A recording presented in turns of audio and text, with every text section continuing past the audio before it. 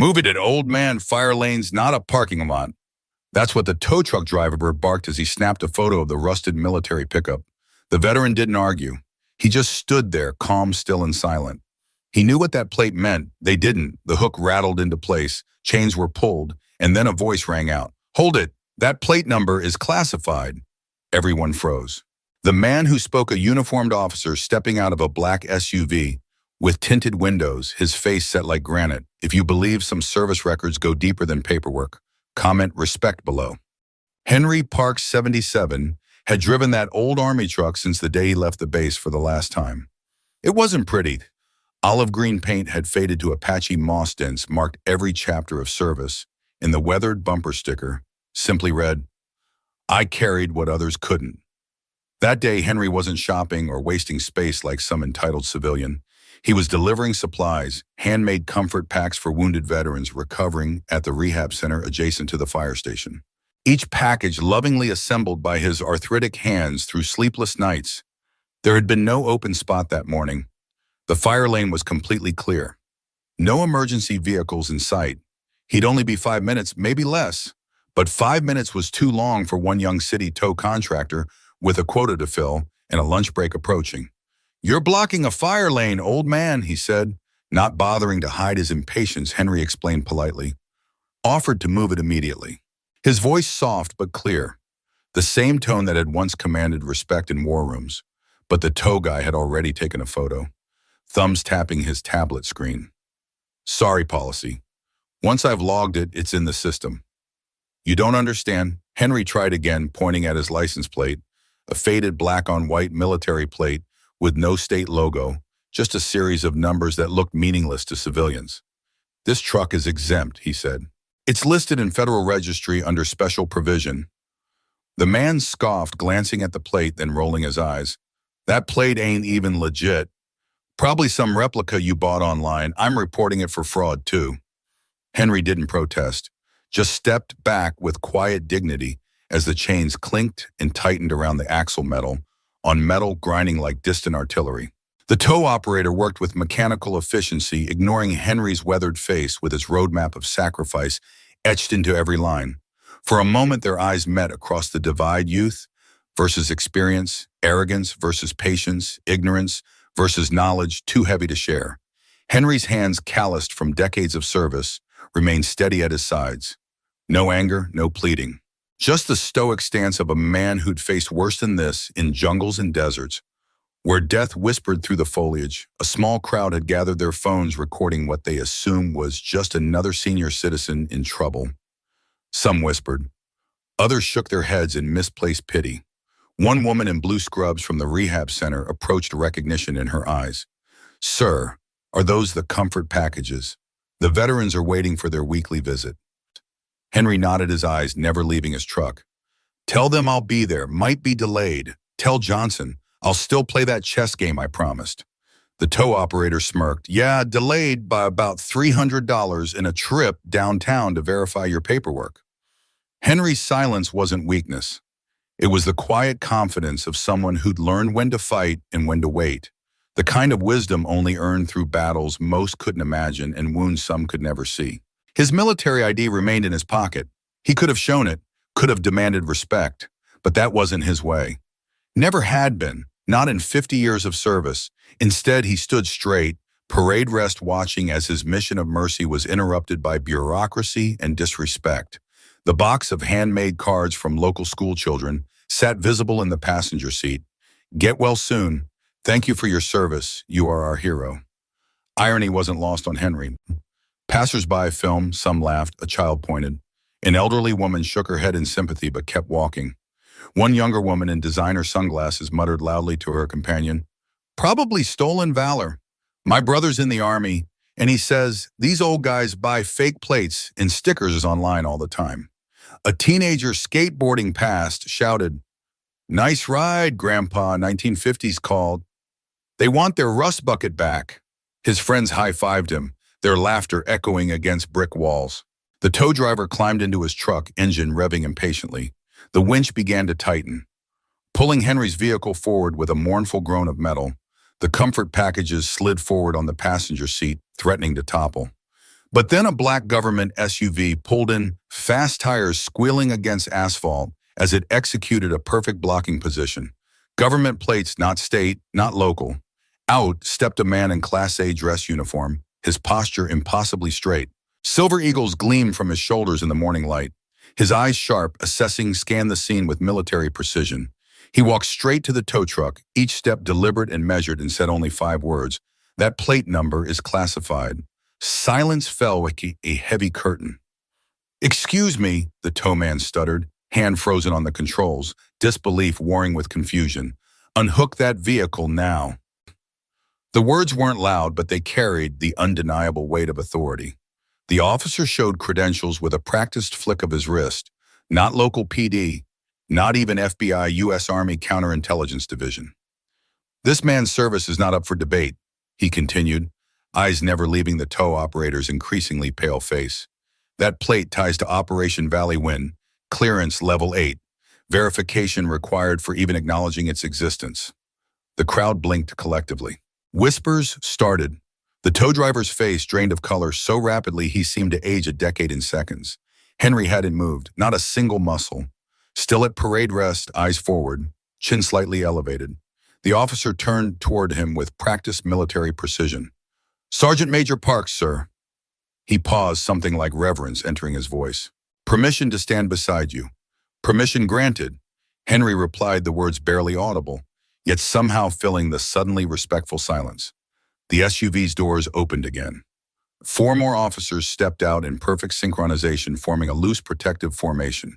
One carried a weatherproof duffel bag, placing it carefully in Henry's truck bed. "We've been looking for you, sir," the new officer said. "Command wants you at base by sundown. Urgent matter requires your specific expertise." Henry nodded once, a barely perceptible movement. "Still delivering, son. Always mission first." The tow operator's radio crackled to life, shattering the moment. His supervisor was demanding updates, voice tinny through the speaker. The operator's hand trembled visibly. "If you believe legends live quietly among us, subscribe to this channel and help honor their stories." The tow driver unhooked everything with trembling hands. I'm sorry, sir." "Don't apologize to me," Henry replied. "Apologize to the next old man before assuming he's no one." The officer stepped forward. "Sergeant Major Parks led a rescue under blackout conditions in 1975. Saved 26 men. The mission was never declassified. He's the last surviving member of Task Force Midnight." A small crowd had formed. Phones were off now. People simply watched. A firefighter approached. "Mr. Park, I'm so sorry, we didn't know." "Now you do," Henry nodded. That afternoon, the local news aired the footage. It went viral. Within 24 hours, Henry's quiet act of service and calm in the face of disrespect had turned into a lesson, broadcast across the nation. Veterans began sharing stories, and how he had parked with honor began trending. The mayor issued a statement. "We failed to recognize someone who never stopped serving." And the tow company lost its contract the next day. But Henry didn't care for punishment. He cared for memory. "Let them learn," he said. That's enough. By evening, the video had been viewed 17 million times. News vans lined the street outside Henry's modest ranch home. He declined all interviews. Instead, he sat on his porch swing, sipping coffee from a metal canteen cup, the same one he'd carried through jungles half a century before. His phone rang constantly. Old comrades, military historians, documentary producers. He answered only one call from the rehab center. "The veterans received your packages, sir," the nurse told him. "They're asking if you might visit tomorrow." 0800 hours, Henry confirmed. "I'll be there." That night, as street lamps cast long shadows across his lawn, a line of cars drove slowly past his house. Not media, not curiosity seekers, veterans. Silent headlights dimmed, some in uniform, others with service caps, all offering a slow, deliberate salute as they passed. Henry stood on his porch, returning each one. No words needed. The next morning, when Henry arrived at the rehab center, he found the fire lane transformed. A row of American flags lined the curb. A hand-painted sign read, "Reserved for Sergeant Major Parks." Inside, wounded warriors from Iraq, Afghanistan, and beyond waited to meet the man whose mission had remained classified for so long. One young Marine, his legs recently amputated, wheeled forward. "Sir," he said, voice cracking. My grandfather was one of the 26 you carried him through 3 miles of enemy territory after he was shot. Henry's stoic expression wavered. He placed a weathered hand on the young Marine's shoulder. Your grandfather carried me too, son, just in a different way. The rehab center director approached with an official-looking document. The city council met in emergency session last night. This parking spot is now permanently designated in your honor. Henry shook his head. No special treatment. Give it to the ambulances. They need it more. Then we'll name the whole street after you, someone called from the back. For the first time in decades, Sergeant Major Henry Parks allowed himself a full smile. Name it after the 25 who didn't come home. I just carried their memory. The tow company owner arrived personally, hat literally in hand. Sir, on behalf of my company, I can't apologize enough. Again, Henry studied the man carefully, then extended his hand. Train your people better, that's all I ask. Redemption wasn't just for Henry, it was for a society that had forgotten how to recognize quiet heroism. By week's end, VA hospitals nationwide had implemented new parking protocols. Military license plates received additional verification. Processes, training programs for city workers, included sessions on veteran recognition. All because one man stood silent in the face of disrespect. A week later, a bronze plaque was installed at the same curb. It read, "This space was once called illegal until honor reclaimed it." Every Sunday, a small crowd gathered by the curb, not to protest, but to place flags and thank you notes. Henry came less frequently, but one Sunday he parked there again, this time with permission. An officer stood by saluting. When asked why he never told people who he was, Henry replied, "I wasn't hiding. I just didn't think I needed to explain." A boy nearby said, "I want to be like you." Henry chuckled. Then listen more than you speak and salute those who earned it before you. He passed away 1 year later, peacefully in his sleep. The fire lane was renamed Parks Way, and every Memorial Day, no vehicles parked there, just flags and silence. The legacy Henry left wasn't just about a parking space or a classified mission. It was about something America had nearly forgotten: the power of dignified silence in a world of constant noise. The colonel who had intervened that day spoke at Henry's funeral. The church overflowed with uniforms, spanning generations of service. Henry Parks carried more than wounded men to safety. He said, he carried their stories, their sacrifices, their silences, and he never put that burden down. The tow truck driver attended to standing quietly in the back. He'd quit his job the day after the incident, enlisted in the Army the following week. School curricula began to include Henry's story. Not the classified details, but the lesson. Sometimes respect means recognizing what you cannot see. Sometimes heroism wears no medal. At Arlington, where Henry was laid to rest with full military honors, his headstone bears only his name, rank, and dates of service. No mention of Task Force Midnight. No list of commendations. But twice a year, on the anniversary of that fateful day and on Veterans Day, something unusual happens. A black SUV arrives.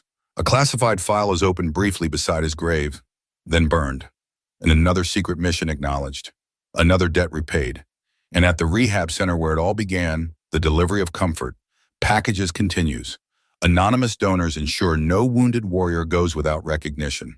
The fire lane remains clear except for a single space now marked with a simple chain. Its message is clear to all who understand. Some boundaries exist to be crossed when carrying what others cannot. Henry Parks knew that all along. He just never needed to explain. Subscribe to Steelheart Stories if you believe honor lives in action, not in headlines.